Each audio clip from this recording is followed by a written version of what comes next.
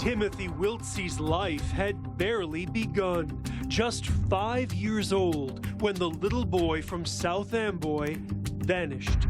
His mother, Michelle Ladzinski, said he'd been abducted from a carnival. There was a bunch of different stories, and nobody really knew exactly what happened. 11 months after his disappearance, the child's remains were discovered, but investigators never made an arrest, and Ladzinski moved out of state.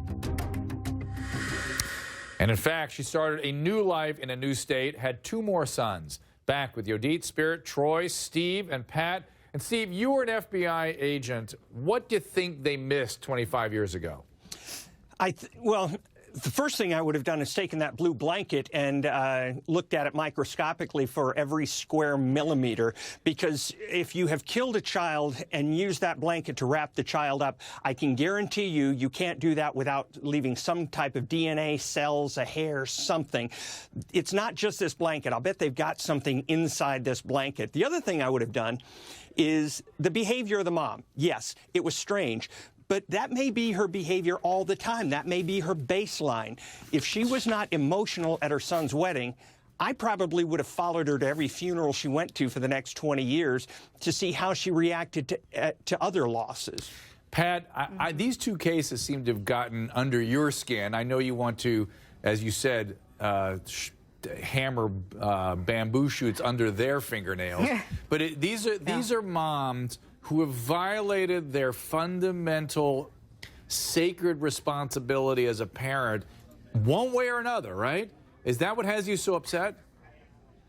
Yeah, I mean, I think what has me upset is that they're just manipulative enough to somehow evade prosecution. Now, let's understand, we know people are innocent until proven guilty, but I just see so much, and I know you know this too, Dr. Drew. I mean, it breaks my heart to see that these children have no voice. There is no justice. It's so frustrating to me, and that's why I take it personally. If I could just say one thing about the blanket, and maybe one of your other guests could respond, why didn't they think to take that blanket to the niece all those years ago? Why now are they carrying it around to people saying, does this look familiar? That's a problem for me in terms of this investigation. Troy? It's a problem because it may have nothing to do with it. This blanket may be a complete canard. I mean, you know, Dr. Drew, just because the mom's DNA is on it, just because the dead child's DNA is on it, it doesn't mean that she murdered the child. You'd expect the mother's DNA to be on it. You'd expect the child's DNA to be on it. How about what Pat was saying about the manipulation? I mean, it's interesting to me. What I'm seeing here, and Spirit, maybe you can respond to this too, but I'll give Yodit a chance first,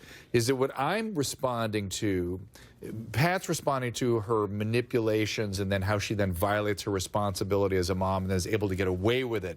I, as a male, am responding to the degree of deceptive, cold-hearted manipulation. It's so profound in both these cases for me that it scares me. It's actually frightening to see somebody that cold and that manipulative.